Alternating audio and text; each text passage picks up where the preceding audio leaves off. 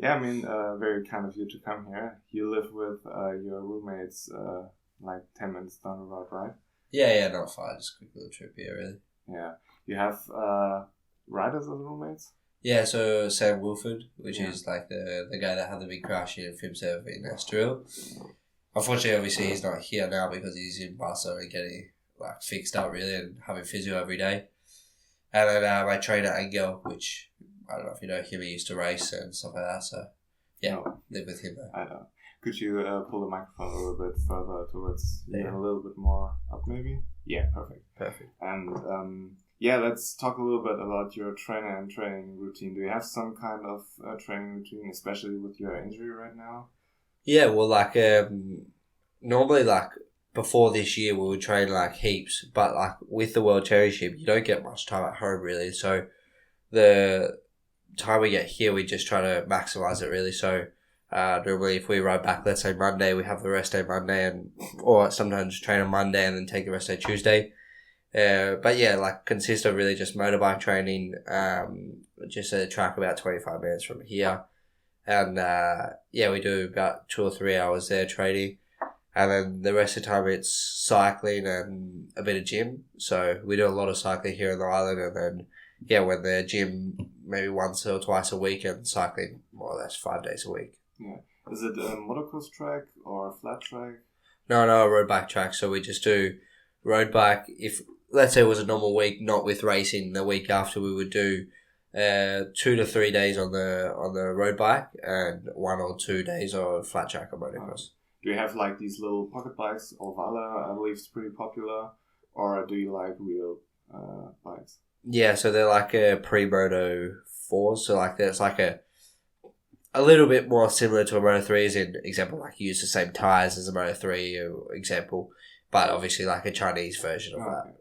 So is it comparable with the bikes from the European Talon Cup a little bit? Not really, because it's like a Chinese version really, but it's hard to explain that. They're good bikes because it's similar to the style of riding, you know what I mean? Like it's like if you train on an Ovale, it's not anywhere similar to a Moto 3. Yeah, they advertise the stuff like it feels like a super bike on a tiny bit. Have you any experience on these things? Yeah, so I rode on Ovale quite a bit actually. Like in Australia, I do a bit of training on them. They're good little bikes, but I just don't think they replicate the Moto 3 very well. So it's hard to explain. They're little powerful bikes that actually have too much power for the little bike that you have. So you see like some big high sides. I'm pretty sure heaps of people get injured on them. Well, a few people have got injured on them. So I'm not sure, but yeah, they're alright little bikes. But I just feel like the bike that we train on here is more similar to the Moto 3. Okay. Yeah, I've seen a couple of videos of Pedro, who's training on an R1. Yeah. I believe there was a track day where he and Scott Redding were on the 1000cc superbikes. And do you train any with bigger bikes or just these small bikes? Yeah, well, I see like a lot of riders are using super bikes or 600s now. So I started to ride on a 600 this year with my manager's bike just over in Barcelona, like an hour away from there. So we started doing a bit of training there on the 600. We've done probably the maximum 5-6 days.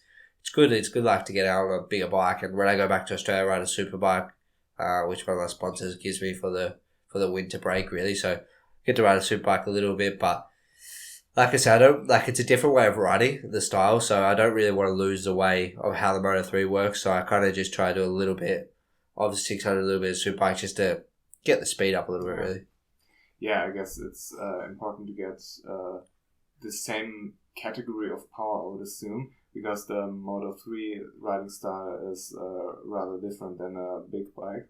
I talked with somebody from Pedro's team, and he basically told me that Pedro right now is really good into those tight corners, but he's trying to push a little bit more into those flowing corners where you just have to get off the gas a little bit earlier and just flow a little bit more. And I guess you have to do it a lot on Moto 3 because you don't have much power, right?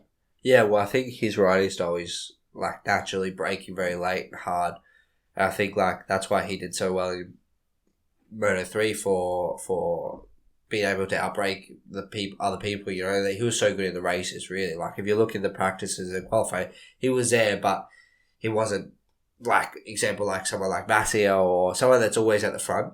You know what I mean? So or like Sergio Garcia or stuff like that. So I think he was so strong in the races and won the championship because he was just a really good racer. Yeah, that's true.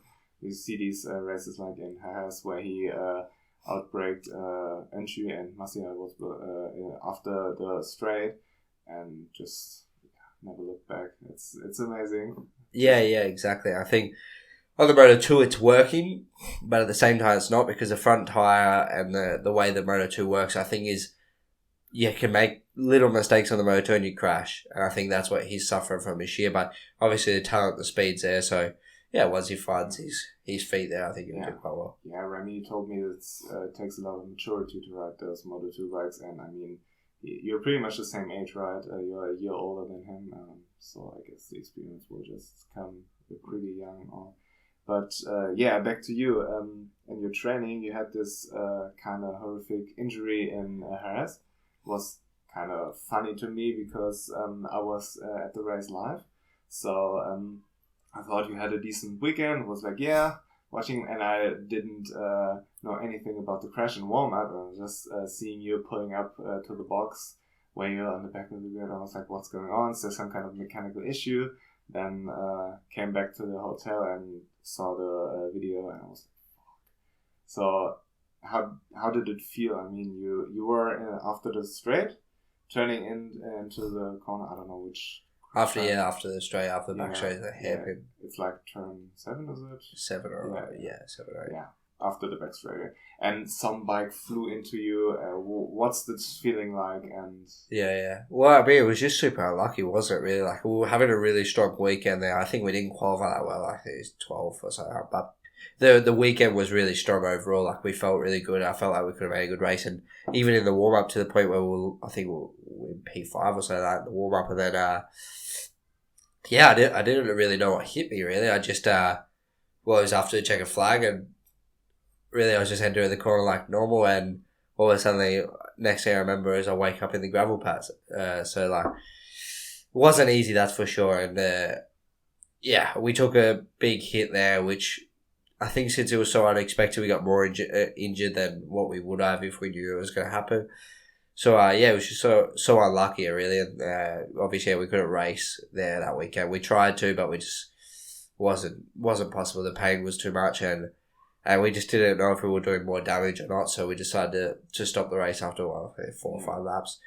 And then we went to France, and we still missed out there.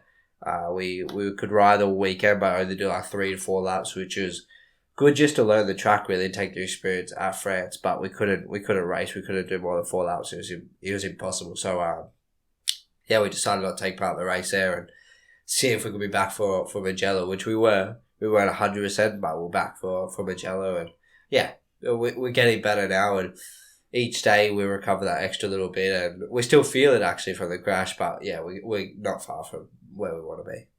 What exactly is the injury?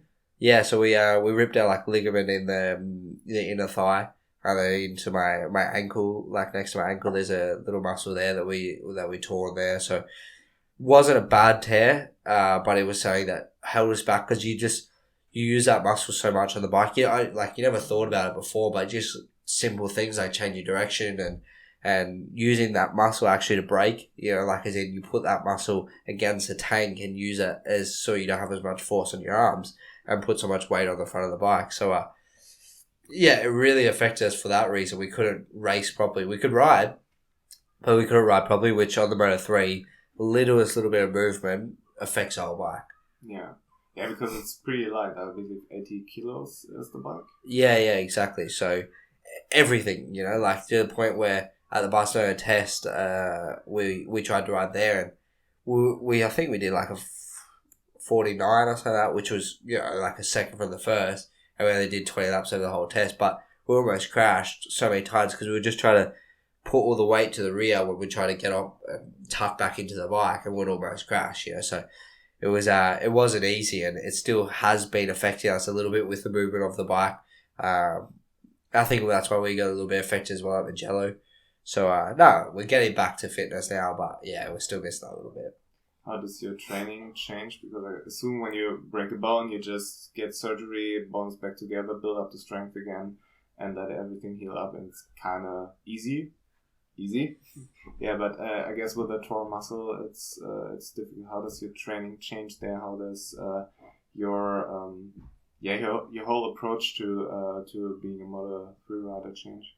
Yeah, well, I mean, we couldn't do any training since her rest, really. Like, we've been doing a little bit with the push bike and the motorbike we've tried, but we haven't been able to do much, just to test really the muscle before Magellan we got to try, and that's it. Then we've been away now for 2 weeks and now finish the BadMotoGP, and we'll try to get back to the training ritual tomorrow and stuff like that, and start the full training regime again, like as in what we were before the incident. Yeah. You had an actual great first part of the race in Barcelona. You had great qualifying, I believe, 9th, and in the first lap you were like 6th or 7th. But it seemed like to me from the outside that you were lacking a little bit of straight line speed because you were in the slipstream of the guys, but couldn't quite catch up, and people were overtaking you. Was there some kind of an issue there? No, there was no issue with that. We just, we struggled in the race. We struggled with the rear tyre after about the 5th or 6th lap. We just started struggling. Really unsure why. And, it was unfortunate because, like you said, we were sitting in top 5, top 6, and then, we just went backwards from there, really, and sat in the group. Got to the 14th, 15th lap, and I was just struggling too much with the rear tyre. And, unfortunately, dropped from the front group and just dropped a lot, really. But until the 15th lap, we were in the front group. We weren't fighting because we just couldn't with the problems that we had, like you said. And, we missed that little bit. But we're not far, and it shows that, like in the race, we show that we're almost there. And it was like Finn, really. We were almost there the year before, and then we made that step and made it to the front and started fighting for the race wins and getting race wins. Yeah, so it's especially sad if you consider that these tracks in Jerez or in Catalonia because you raced there before, and you pretty much were healthy in the beginning of the season with all the overseas, and now where you got your feet wet in the Moto3 and these tracks, you theoretically should do your best work, but now you're injured, so kind of sucks, I guess. But how was it to experience like these new tracks, Indonesia or America or Argentina? What's that like? How do you approach a weekend where you're on a track where you never rode before? Yeah, well, honestly, the overseas tracks were the best for me, and also for results were quite well. But like you said, we've got back to Europe and then got injured pretty much in the second European race. And, obviously in Portugal, we already started hitting the ground running with the top 10 there, and then went to Jerez expecting we could have fight for a podium there. And, and finally we couldn't because of the injury and the crash that we had. But, finally, I think Europe has helped us, obviously because we know the track. But, with the injury, we couldn't do much more. And now we get the Sachsenring and Assen that's coming up, which we've ridden out last year as a wild card. So it'd be good that we can go back to a track that we know more or less. We don't know much. We just done around one race weekend there, but we know more than Indonesia and stuff like that. But Indonesia was incredible for me. Like, everyone hasn't been there, so it was good. Everyone went there new, and we did so well there. We really enjoyed our time there. And Argentina the same. America, we struggled a lot with, just couldn't get the flow with the track, really. Like, all weekend, just struggling, just hitting a brick wall every time. Try something new, it just didn't work. So we really struggled in America, but it was a good time all around. Just learning all the new tracks is good. After all the years that you spend I spent 4 years now in Europe at the same tracks more or less. After you do it one time, you already know it. So it was that, and then we went to Europe, to Indonesia and Argentina. It was just good to learn something new at a new track there. Yeah. So you crashed in Indonesia in the last corner, right? What's that feeling like? Mate, it was so unfortunate because I think it was for a top 10 finish, and unfortunately, Nepo and I were battling the last lap, and I thought, you're not going to just let a top 10 go away. So I tried to go back up the inside and, unfortunately just crashed out. But it was unfortunate because obviously it's the last corner, but you have to go for it. When the gap's there, you have to. So, and also I'm not in it. I wasn't in it for the championship. So, finally, mistakes have been made, but we got to learn from the mistakes. Yeah, it is what it is. I mean, you rather try and fair and not try at all. I mean, it's a last corner. You have to go for it, I guess. If you're a little bit of a competitor, you want that position, right? So it is what it is. And you talked about Sachsenring and Assen. Describe to me what's the initial feeling last year when you went to the World Championship? What's that step up like? Yeah, so the difference honestly has been a lot because obviously all the teams are factory teams. Obviously, get the full support from the manufacturers. The biggest difference would be how everyone is so fast all around the field. To top 20, everyone's rapid. And that's a hard part, really, trying to find your feet when there's 20 other guys that are just as fast as you. And obviously, the level is really not that far. If you look at the rookies this year, they're fighting at the front. And obviously, Munoz get the win, and I've beaten him many times before. So it's not that the level is so much higher, it's just that everyone is so much higher of a level. So there's 15 riders fighting for the same level of what we are, as in the past, the results I'm getting would have put me on the podium if it was heavy, but now there's 20 riders in front of me or 15 riders in front of you, and finally, we're not doing bad. We've got a few top 10s now, which has been good, but we're just, like I said, we're just missing that extra couple 10s to fight for a podium. Yeah. And the machinery is basically the same from Junior GP to the World Championship. Well, I mean, obviously it's a little bit different. We went from Infim 7, we were on a 2018 bike, and then to 2022 bike. So obviously there's different aspects about the bike, but more or less quite similar. There's not a massive difference. What are the differences? Honestly, I can't tell you. I'm not sure, but just little things that development over years, isn't it? It's like getting a car 5 years ago to now. There's always that little bit different. So it's really just that. But the riding style is more or less the same, and you don't have to adjust too much, right? Yeah, a little bit. I mean, KTM's got its way of riding that you got to ride, how the bike needs to be ridden, otherwise it won't go fast. But it's definitely been different, and that's what I had to learn in the first 3 to 4 races, which was a different riding style from the 2018 bike to obviously the new 2022 bike, which it's not huge, but the little difference is what makes a difference. If finally at Jerez and now Barcelona as well, 5/10 from the pole. Yeah, so you're finding that 1/10, 2/10 over the whole track. That will put you up 5 positions. So, being able to ride the bike perfectly as the bike needs to be ridden is a 1 or 2/10 that you're missing. How would you describe the KTM, how it has to be ridden?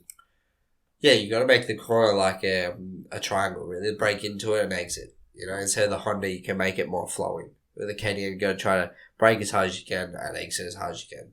The Honda, it's a more of a flowing riding style. You want to roll into the corner and roll out of the corner, it's just more of a soft bike in general. Okay. So when you compare to a MotoGP bike, the Honda is like a Yamaha where you have to be smooth, and the KTM is for example, a Honda, or where you have to really break deep into the corners like Marc Marquez famously used to do before he got injured. So basically, this is the one, right? Exactly like that. Every bike has their own way of riding. And is this the reason why the Honda seems to be better in fast flowing corners, and the KTM is better in tighter corners? Yeah, exactly that. So for some tracks, the Honda flows more, and some tracks, the KTM flows more. And top end speed, you see people like Foggia who are in front, and over the whole straight in Catalonia, nobody's able to overtake him, or Minio in Qatar. And I've heard that the KTM is very good from first to fourth gear, and fifth and sixth gear the Honda is really strong. Is this kind of accurate?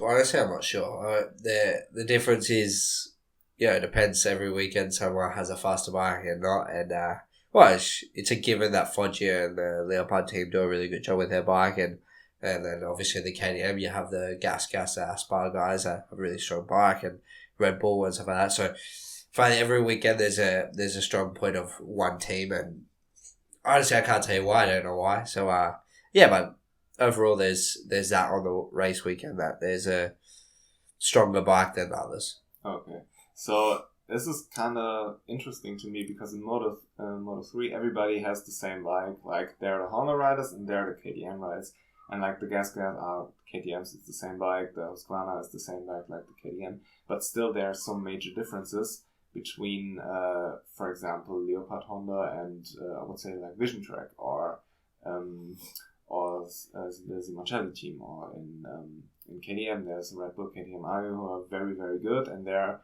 teams who are running on the same KTM, but they are doing good. Is like the team behind it with more experience, basically the changing factor there, what makes the difference? Or is it that teams with maybe more budget can afford like small parts which make the difference in a broader... Yeah, honestly, I think it's to do with budget, finally. If you have a lot of budget, you can develop a lot of things, and, just down to everything, like, as in, there's a few teams that go to the wind tunnel at the start of the year, and a few people that don't, because finally maybe it costs $100,000 or something like that to go to the wind tunnel, I don't know, but a high budget, for one lower budget team that can't afford to go there, and everything makes a difference, one or two, like I said, 1 or 2 tenths is what makes a difference. So for a top team that have a big budget, they can invest more in these sort of things. But Leopard, for example, or Ayo, they aren't developing the bike in itself. When they go to the wind tunnel, for example, they are working more on body positions, I would assume. Or are they really developing the bike in itself? Leopard, I don't have any comment about it. I'm not sure. I think everyone's doesn't know what goes on. They work really hard. They have a really strong bike. So yeah, all props to them really. But the Red Bull KTM, I'm not sure. I presume they develop a little bit for KTM. Obviously, the rider position. I think they do a bit of everything. Okay, so there's one very, very interesting thing to me about Moto3 when you have like these groups of riders, 20 riders, and it seems to be absolute carnage. Is it real absolute carnage, or is it like a structure in itself which looks from the outside like carnage? No, mate, it's crazy. I mean, finally, look at it like how a race begins. Maybe there's a group of 20, or maybe only 10 come out of it. So you can imagine, with 10 people crashing out, it's absolute carnage. You don't know which way to go. Finally, in the group that's a massive battle, like in Barcelona example, was crazy. Finally, it's a bit of luck and a bit of placement where you are on track to not get taken out, really. And that's a hard part about Moto3. I think that's why everyone loves it as well, is it's so interesting with how many people overtake into one corner, the craziness about it. But to race in it is very difficult too. So do you position yourself subconsciously because you feel like it's the right way to do it in this moment? Or do you have like an actual strategy where you think, okay, I'm doing this, then this, then this? It's a bit of both, and I think that's what produces a good result or not. Finally, I mean, there's everyone in that field that's in the group is capable of winning a race. So it's how you position yourself on track that makes that possible. If someone takes you out, there's nothing you can do about it. Finally, like example, like we spoke about before, like Oncho at the last corner in Jerez. There's nothing that Massey or the other guys could have done. It's just about unluckiness and what mistakes other riders make, really. Yeah, but it's so amazing to me to watch a Moto3 race, because I would assume that a rider who isn't like 99% of World Championship level is not able to keep the speed, but let's assume he would be totally lost in this chaos, because it's like birds when they fly around. They have this little structure there and they aren't crashing into each other, but from the outside it looks absolutely crazy. And it's, I would probably never understand what's going on there in a Moto3 race. And regarding strategy, where we talk about Catalonia, that last year, if you remember, there was this scene in the second to last lap, I was to believe, where everybody basically stopped racing and waited for slipstream. So this is obviously very dangerous, and the race direction obviously doesn't want it to happen. So there was some kind of a riders debrief before the race to prevent anything there. What was it exactly? And assume you were in the meeting. So what's it like there? Is this race direction basically saying you can't do this, you can't do that, or is it more of a discussion? No, yeah, exactly. The race direction tell you can't do this, and if you do it, this is what will happen, a penalty or whatever. And finally, they do it just to get a slipstream. So finally, it's such a big thing in Moto3. It's 1 second, and 1 second is first to last. So it's a massive thing, and everyone does it to get a better position on the last lap or to get in a better place on the track. And pretty much, yeah, the race direction tells us if you do it, you will get a penalty, and yeah, there'll be big problems. Is it like a long lap? Is it a black flag? There was speaking about black flag also. Finally, if it gets worse enough, then we'll put a black flag out for you, because it's not safe sitting up on the racetrack with 15 bikes behind you. Yeah, sure. And when you look at other races like Moto2 in Mugello or MotoGP like in Catalonia, where you have these instances where, for example, Tony Abolino, he crashed basically into Sam Lowes because he had this wobble inside the braking area of the first chicane and touched Sam Lowes, and Sam Lowes crashed. For me, on the outside, it's a racing incident, and you have like riders like Taka Nakagami who dive bomb into the first corner and take out three riders, and I mean Alex Rins broke his wrist. You're risking your own life, you're risking your own health, you risk the health of other riders. How do you see the stewarding in Moto3 or MotoGP, and do you see some kind of a double standard there? Well, I mean, honestly, it's outrageous what goes on. Fairly, what they think is a racing incident shouldn't happen. Finally, as a rider, you have your responsibility to make a clean pass, and unfortunately, some riders don't know how to do this, and they just go crazy, and like we spoke about before, there's some riders that win races and obviously do well in the championship because of this, but I think that there needs to be a respect level on track, and some riders just don't have this, and obviously race direction don't penalise enough to the people that do this, and instead they penalise the people that are just make once-off mistakes, like you said, Tony Arbolino, or vice versa, someone else that just crashes, tucks the front and takes out someone else. It's not their fault, they didn't purposely do it. And then there's other riders that do it every weekend and they don't get a penalty, they just get a slap on the wrist and off you go. So I think the problem is they pick and choose who gets penalised, and it should just be in the rule book what happens if you take out a rider, if it's a ongoing issue, like if it happens multiple times, this much of a penalty.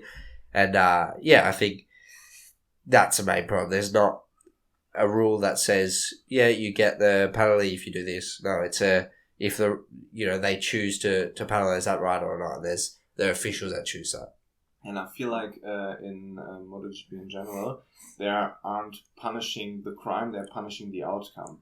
For example, if you overtake someone and you touch him and he crashes, the outcome is he crashes, you don't. So they penalize this. You get, for example, a long lap like Suzuki did in Mugello. But when you both crash, like Taka and Alex Rins and Pecco, which is right now the most famous example, everybody gets the same outcome and you don't see a penalty at all. And metaphorically, it's like, for me, when you shoot somebody and miss, it's for me still attempted murder, but in MotoGP terms, you don't get punished for it because you miss. And I believe this is a real problem in itself, that riders are only punished if they do something which makes another rider crash. But if they literally do the same thing, but the other rider manages somehow to stay on the bike, it's not a penalty. So I believe they should penalize more the action in itself than the outcome. Yeah, for sure. I mean, they, like I said, they pick and choose who they penalize. And the other problem is they penalize the the Moto3 riders for the MotoGP actions. But example like Nakagami make a mistake, no penalised. But if that happened in Moto3, the Nakagami in Moto3 would have been penalised. It's like they try to set an example on us, but really it should be on the MotoGP because we watch the MotoGP. You know, so finally the mistakes the MotoGP riders make, if they don't get penalised for it, we just think it's okay. You know, finally not me, but the common example is that you follow the people that are above, don't you? And now you see the MotoGP, they wait for the people on track. They do that. It's just encouraging the Moto3, the Moto2 to do that, really. Yeah, this is actually a very fascinating thing because it's widely known that everybody in Moto3 waits for slipstream. But when you attend the race live and you sit on the grandstand and just watch a couple of corners in MotoGP, it's literally the same on a different level, but it's not like 20 riders behind each other, but like 3 riders, and there are always a couple of riders. For example, the last corner, there were a couple of riders who ran wide, who maybe took the long lap, waited, looked around, and as soon as somebody came along, they hit the gas. And I mean, first of all, I would assume that it's better for a race to race by yourself or to practice by yourself and get that speed up, but yeah, I think it's also hugely dangerous because when you wait around and let's say someone tucks the front and you wait on the outside of the corner, you are gone, and you know this better than I do how it feels when you get crashed into, right? Yeah, exactly. I mean, it's not safe, first of all, and that's a problem. They don't penalise it, really. And yeah, the problem is it is better to do the practice alone, but now they have the Q1 and the Q2. You need to try to pass through the Q2, and finally, if you're not fast enough to go rear someone, is 1 second. So everyone does it because it's the difference between first and last. Yeah, and I mean, how can you explain to a Moto3 rider that it's not okay to wait and follow along another rider when literally the biggest star of the sport right now, Marc Marquez, is doing the exact same thing? I mean, he did it last year. Mugello is a famous example, Catalunya, or this year he did it with Fabio, and I would wish for a little bit more continuity in the penalization, that they say it doesn't matter if it's Marc Marquez or if it's Joe Kelso, you get the same penalty if you wait around for somebody and follow them. Exactly. It should be, even more important for MotoGP because they're going double the speed. Yeah. So, they need it, like I said, they need to have one rule and that everyone needs to follow that rule. Yeah, and I would set the standard for MotoGP higher than for Moto3 because they have more experience. It's usually the best riders except Darren Binder who move up. And it is what it is. It's a tough job, but you're basically dealing with the lives of young people, and you should penalize it as far as it's possible, but without ruining the sport. Yeah. Because when you get every penalty there. So I don't have a solution for it either, which kind of pisses me off. Pretty much like the track limit rule. But I don't get paid to find a solution, so I don't really care. But they need to do something about it. Yeah, exactly. It's not easy to find what is the solution, but it needs to be better than what it is, for sure. I have a theory about Moto3, and I would like to hear your opinion about it, which is basically I would increase the engine size to 300 cubic centimeters. And the reason behind it, all the road bikes nowadays are basically 300s. Honda has a 300, Yamaha has a 300, the Ninja has a 300, KTM has a 390. So it would be more attractive maybe for other manufacturers to get in because they could sell their GP bike basically to the public, where this is GP technology, yada, yada, yada. And also you would increase the power of the machines and reduce a little bit of the slipstream effect, because when you go to Moto2 or MotoGP, the slipstream isn't as high, even though they are much faster, but the difference isn't so huge because they have more power. So I would just give like a little bit more power to the Moto3 bikes, so they have more speed down the straight and aren't as dependable on the slipstream. So that's just my opinion from the outside. What's your opinion there riding that thing? Yeah, I mean, the problem is, that's what I enjoy about it. I enjoy that we are different, like, because there's already the Super Sport 300, which for me is a class that is just not very good, in my opinion. And finally the Moto3 is what really pays the bills for MotoGP because a lot of people watch just Moto3 because how interesting it is, and that's the problem. But, well, honestly, the Moto3 is a disaster, but it's going to be like this for a long time. And I think, they're not going to be able to just change the engine sides to fix it.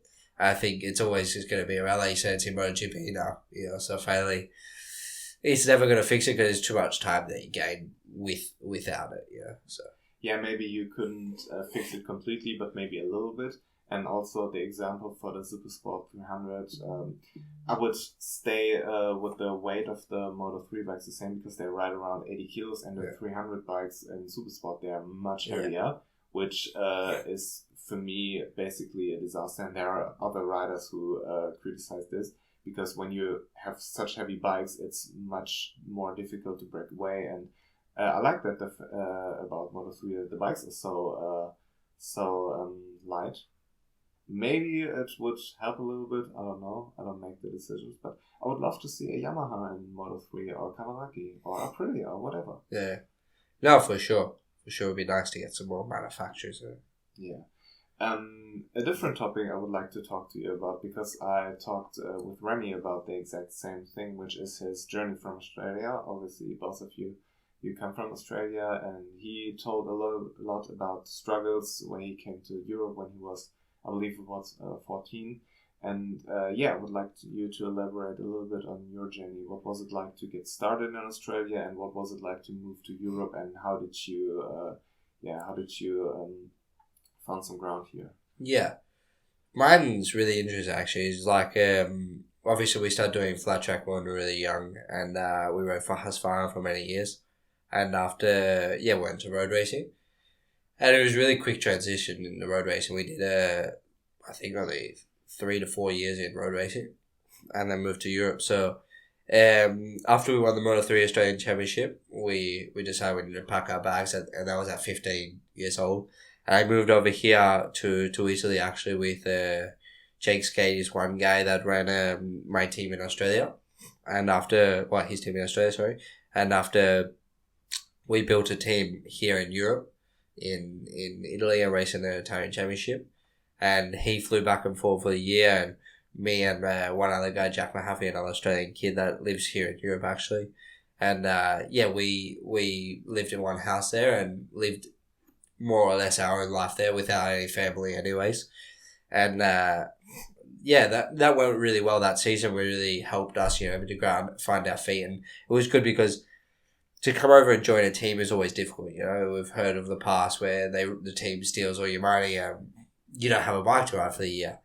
And that's always the worst outcome. So to bring over your own team, you have that security, and after you learn which teams are good or not. So that was a really good part of our career. And after we got picked up by Leopard, which was lucky enough, and went all from there. We then lived another year in Italy with Leopard, but lived completely alone. And that was probably the most difficult year for us. I mean, living completely alone at 16 years old, mate, you get up to nothing.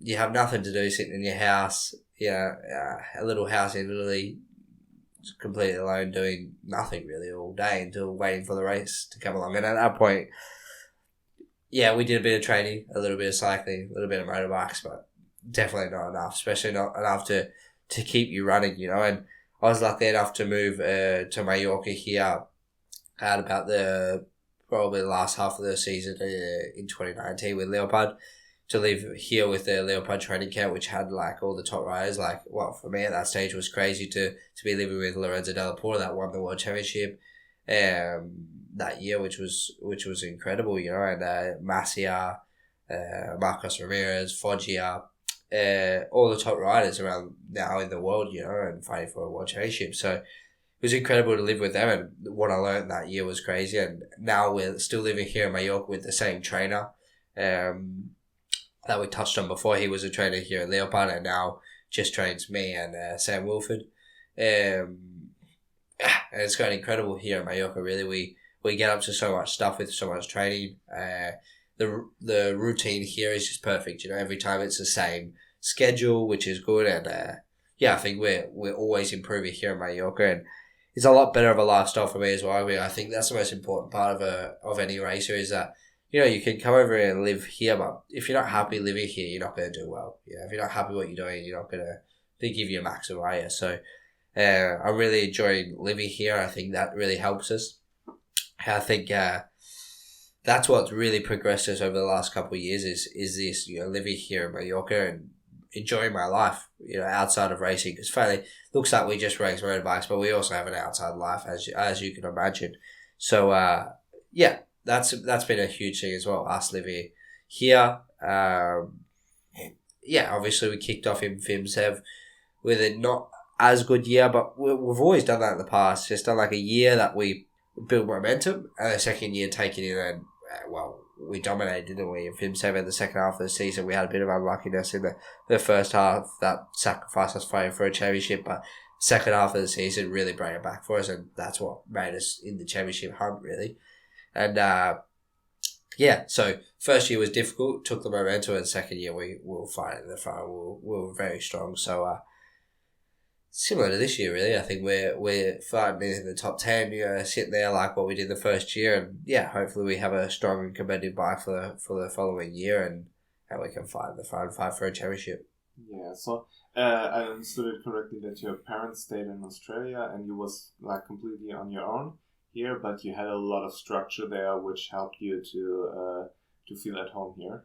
Yeah, exactly. I've been one person that's always organised myself. So I organised all my own training here, organised my own living. So at such a young age, I started to do everything like what an adult would do, really.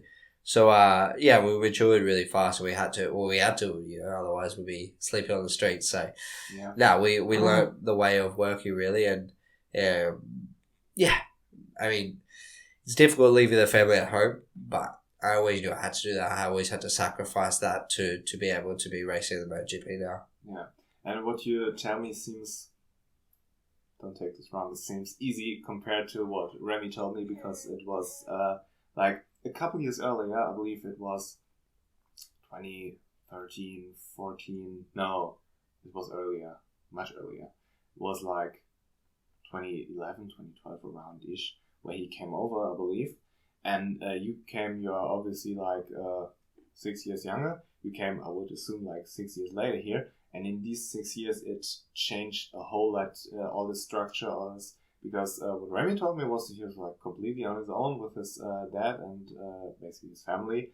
And it was a huge struggle. And now with all the structure, it's great to see that this is evolving into a positive direction, where young talent from all over the world gets brought here into Spain, because here's the infrastructure, or Italy or whatever, but basically to Europe, and get developed and get the necessary help to be successful, because it's great for the sport in itself when you have riders from different nations. I mean, you have a Turkish world champion in Superbike right now, you have Deniz Öncü, which brings a different audience to the sport. You and Jack Miller and Remy are ambassadors for the sport in Australia, and you get the Honda Asian Talent Cup. So it's boring to always see Spanish riders win, even though they still do, but it's entertaining to see all these other nations there and get a little bit of variety there. Yeah.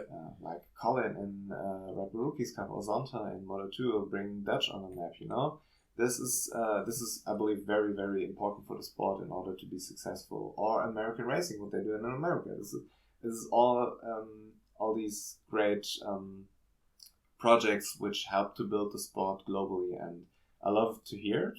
It's great, and I hope that it will continue this way. Yeah, well, I think the difficult part was that I came over here alone. That was the hard part. I had to live alone. You can imagine at 16 living completely alone. And also the other thing that was the hard part in my career, and what now helps me so much, and what I learned so much about life was, I did all my own financing, my own sponsorship. Without the sponsors, I don't race. So I was really lucky at such a young age to learn that, really, and learn that aspect. And now I'm doing the same, in World Championship. So it's really helped that. And I got lucky to well, I wouldn't say lucky because finally I had to work really hard for it, which was, how do you say it? Like marketing myself, like to Leopard. Obviously, I had to convince them why they should take me, which gave me the opportunities. So well, it wasn't easy. Like especially like flying to Luxembourg, except we're at 16 years old and meeting with the biggest boss of Leopard to do one management contract and stuff like this. These people are very high people, are very big. Now won heats of World Championships in Moto3, so the pressure was there, but I think I've learnt so much from these last years from that. Now it's made it definitely a lot easier to transition into World Championship. Yeah, I guess you mature very much because when I remember back when I was 18, I moved out because I graduated school, started studying, so I had my own little flat there, and for the first couple of weeks it was rather difficult to structure everything. I mean, it's not like you have only to wake up and go to university. You have to clean, you have to cook, you have to organize everything by yourself. It's not like school where you're in your little bubble, your parents take care of you. And it helped me very much to mature, and I believe it's important for everybody to move out at a certain age. I mean, it doesn't have to be like 15 or 16. I think that's still a little bit early, but you're not a normal young man, so it is what it is. But in general, it helped me very much, and I guess everybody else too. So, I can understand it in like a different way. But yeah. Yeah, for sure. Yeah, I mean, finally, now is a lot easier in World Championship because of it. So you have to take the positives from it. Yeah, it's always like this when you struggle for a period of your life and manage to complete the struggle, whatever it is. I mean, everybody struggles, not like World Championship riders. Everybody in their personal life has their own struggle. But if you let the struggle overcome you and cry all the time, like, oh my God, this is so hard, you won't achieve anything. But if you conquer the struggle and do what has to be done, which is different for everybody. I mean, you can come out on top and be stronger afterwards. So this is very important for everybody, and it's great to hear that it helps you right now. Yeah, exactly. I mean, that's the other part, like is in a lot of the people in World Championship still have their family going to the World Championship tracks with them, and luckily I've learned over the last years that I can live without it, and now having them there is just like a bonus. They came to Portugal. My mum came, which was really good. Which the first time she came for 3 years, so is incredible to think that, but yeah. Yeah, and I guess it has to be difficult for your parents too to be on the other side of the world and basically only see you on TV or hear you on the phone, right? Yeah, exactly. Like, yeah, the most they see me is when MotoGP do an interview, really. So you can imagine it's not easy. Yeah, and you talked about Leopard, and Leopard, they had like a big junior team, but now it doesn't seem like they split up. Can you elaborate a little bit on that? Explain a little bit how it was from the inside? Yeah, well, they had a really good training set up here. Really invested a lot of money into it, which was really good. And unfortunately, COVID kicked off half a year later, and they had to close it down. But that was really unfortunate because what they had here was incredible. Yeah, it's sad that the pandemic hit motorcycle racing so hard because, I mean, it hit everybody hard, but you can't just do home office when you're in the World Championship, and you're dependable on tracks being open to train. You can't just ride a bicycle and expect to be better on a motorcycle. Exactly. Yeah. It's rather difficult, but you took also the decision to not take part in the Red Bull Rookies Cup. I think you regret it a little bit now. So what's like the decision there to not take part? Yeah, honestly, it was difficult. We tried out there when we were really young, and we weren't ready to join the Red Bull Rookies, but we had to try out. We won the championship in Australia, and the sponsor of mine said, let's go over and do it. And we went over, we weren't ready, and we didn't get accepted. So after that, put it outside our mind, and we got invited back there, but we weren't on that pathway. Let's say we were trying to make our own career at that stage. So yeah, we didn't do the Red Bull Rookies just purely from timing and luck that we weren't, ready at the same time as what the Red Bull Rookies were. But then afterwards, they offered you a place, and you were like a little bit too proud to take it. Yeah, exactly. So the decision not to go Red Bull Rookies was not easy, because now it affects me. But you're always going to make mistakes in your career to learn from it. So that was one mistake that we didn't capitalize on. So yeah, we're still learning from that mistakes, and finally, I'm happy to say that my only mistake in my career at this point in time is not going to the Red Bull Rookies, and obviously a few other little things, but the major mistakes that we made was not going to Red Bull Rookies. But yeah, it is what it is. I mean, if that's the biggest issue, you still made it to the World Championship. Red Bull and KTM, they invest a lot of money into the Red Bull Rookies Cup, so I guess it's natural that they want to see the graduates from the Rookies Cup in their factory teams, like Pedro, like Daniel Gado, so on. But yeah, you still found a very, very good team. You had some experience last year in the World Championship, so these wildcards, how did they came along? What was the procedure? Did they call you? Did you, do you have a manager? Yeah. So did your manager call, or what was the procedure? Yeah. So finally, we were already showing how strong we were at the start of the season in FIM. We had unluckiness, got taken out both races in Valencia when we were on the podium, but we were there fighting the front. We qualified P3 in most races. We were fighting in the front before we crashed out or got taken out.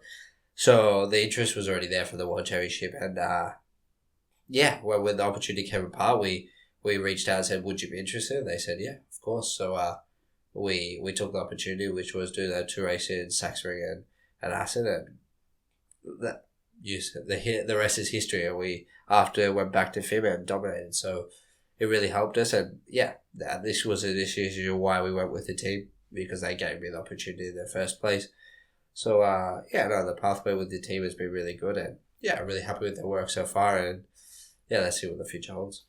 Was it like that they said, okay, we are very satisfied with your results in the wildcard, we would like to take you full-time for next season, or what was the procedure there? Yeah, exactly, pretty much was that the wildcards were a test, and they really enjoyed working with me. I enjoyed working with them, so we went ahead with the decision to just go with them. Yeah, okay. That's kind of easy, I guess. This is basically the pathway. I talked with Colin also, and he told me, okay, I would like to get into a World Championship with a wildcard, because it's when you have your feet in the door, it's easier to stay there. So when you do good, look at David Salvador right now. He's doing very good at Husqvarna, and why wouldn't you maintain a rider like him who's riding in front, right? Yeah, exactly. So, yeah, let's see what happens for him next year. Hopefully he gets the opportunity as well. Yeah, he convinced me he's good, especially right now in Catalonia. Before he was taken out by Yamanaka, I believe he was for sure in the top 10, maybe top 5. Yeah. Something along the line, maybe 6 or whatever.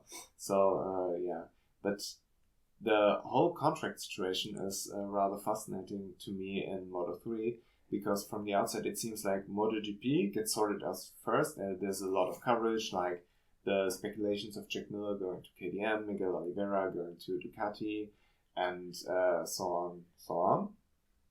And it's kind of a domino effect. When you know Jack Miller will go to KTM, you know Miguel Oliveira will leave.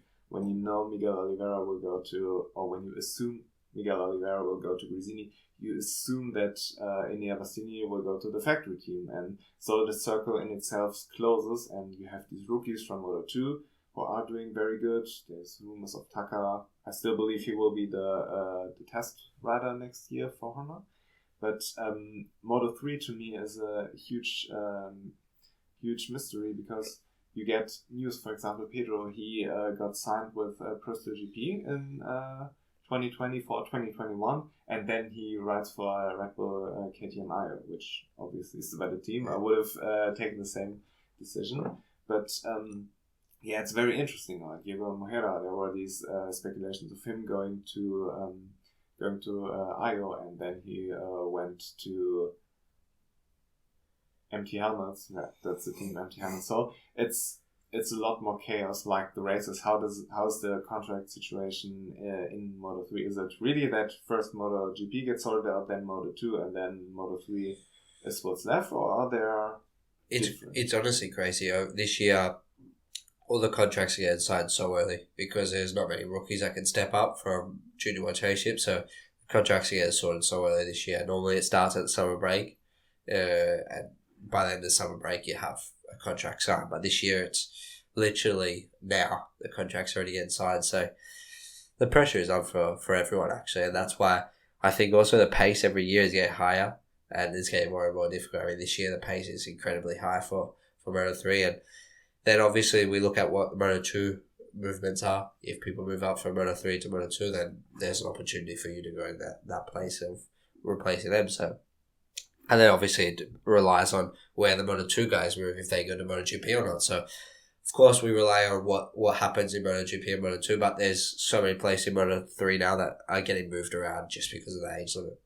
Yeah, that's a rather fascinating topic, that they decided to put like 18 years as an age limit for Moto3, which, in my opinion, doesn't solve the problem. It just transfers the problem into the junior series, because when you have all the eyes on the sport and there are these young people doing stupid stuff, we covered this already, it's a bad look for the sport. But those exact people are still racing. They aren't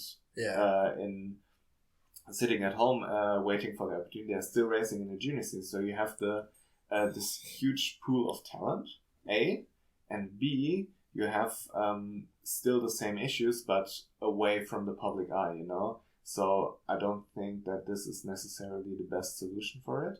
And I also believe that it could hurt the sport short term, because there is no talent stepping up. So you get a lot of riders in Moto3 who wouldn't necessarily be there if the junior riders were stepping up, you know? Yeah, exactly. No, for sure, but you can look at it from both sides. There's a downside and an upside of it all. I can see where the idea came from, finally, you know, with the amount of deaths that has been these last couple of years. And, well, I guess I just hope that the riders mature more, you know. I think that's because mainly the big problems in Moto3 is from the young riders. Yeah, but my point is that the young riders will still be a problem, but away from the public eye. That's you the thing. Still have these. Sadly, you still have these deaths, but they will happen in the junior GP, and I don't know if that necessarily solves the problem.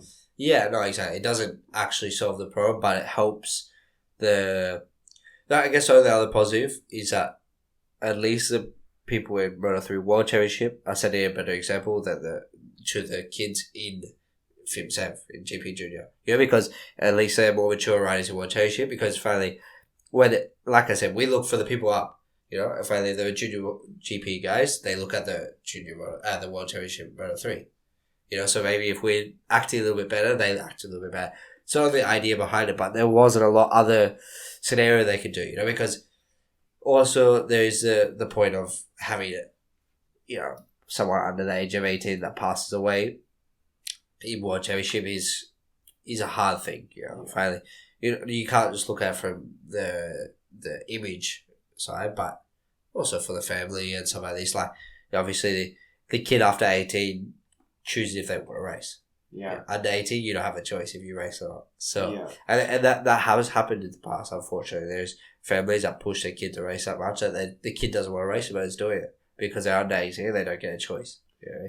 There was a fascinating scene in a MotoGP Unlimited documentary where Jorge Martin's dad basically said, I don't want my son to race, but he wants to race.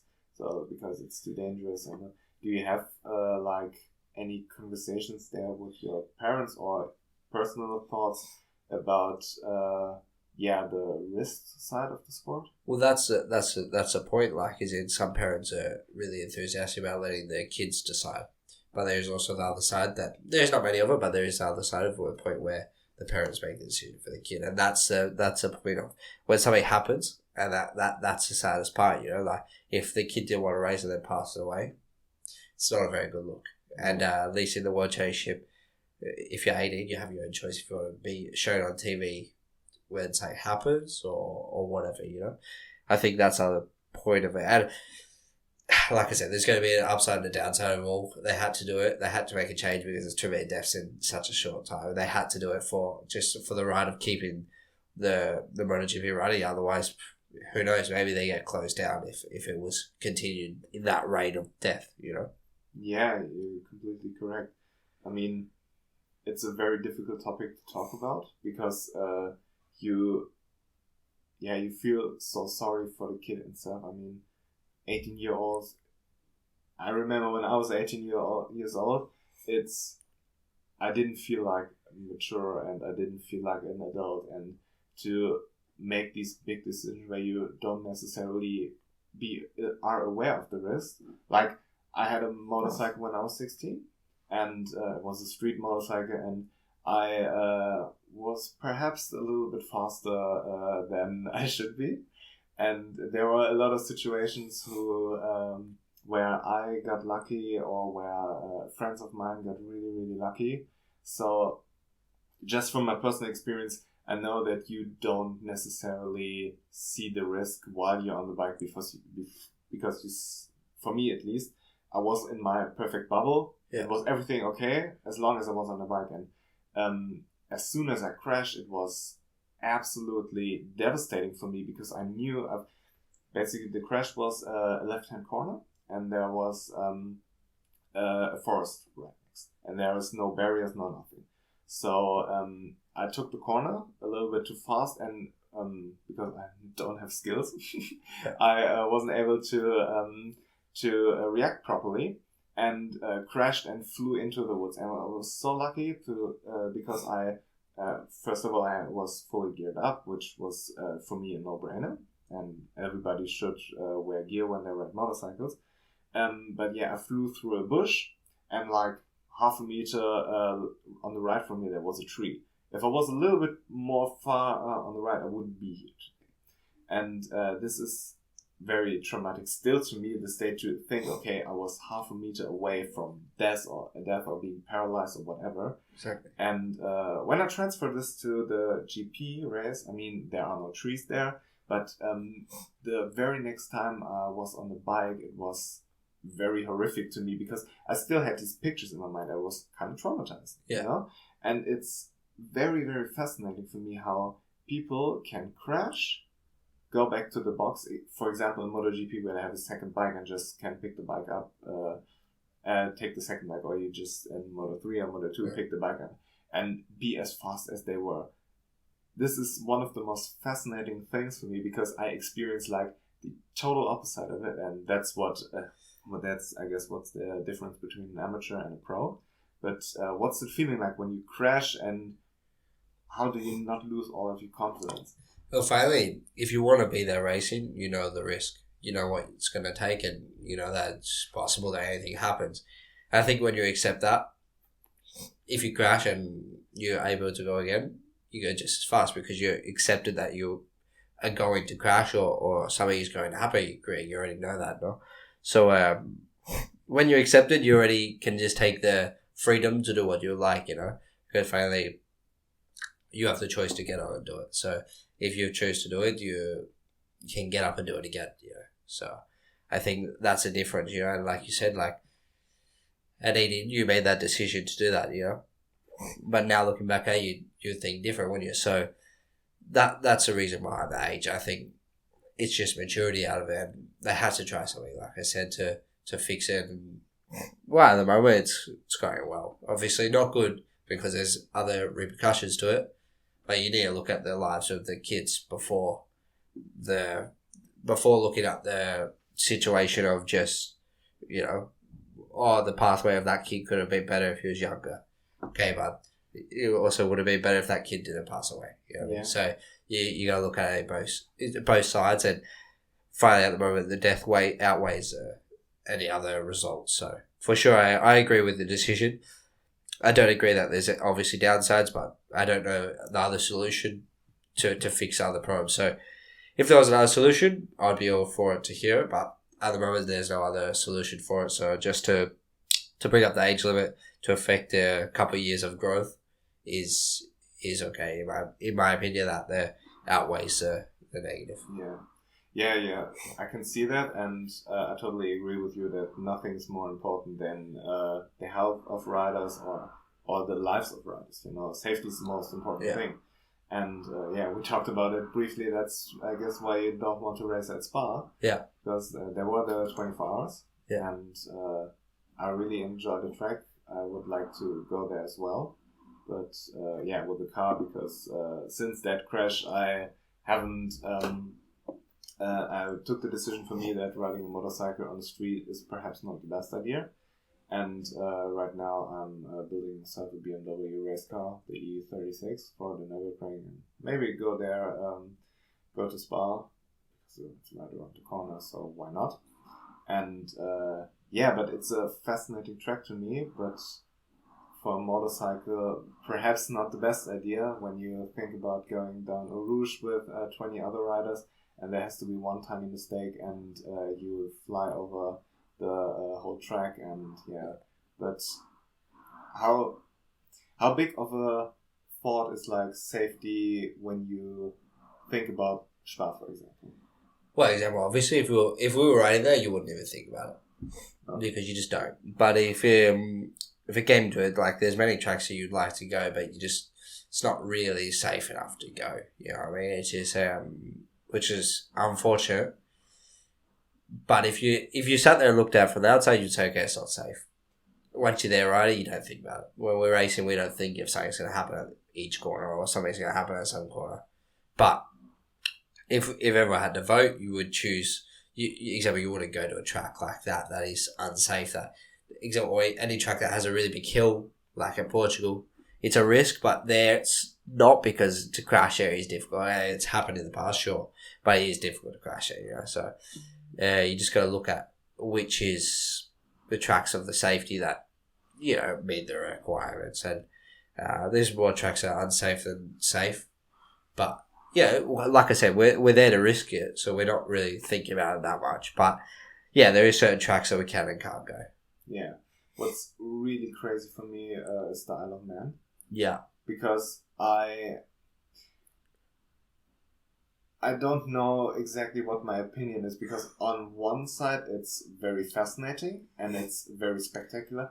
On the other side, I don't need to see a race where every year I know that at least one person is going to die, and which is rather frustrating. Because when you see these riders, even though you don't know them personally, you develop a kind of a relationship.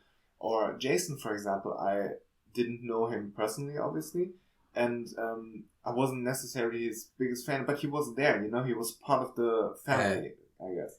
And when somebody like that dies, it hurts you. Yeah.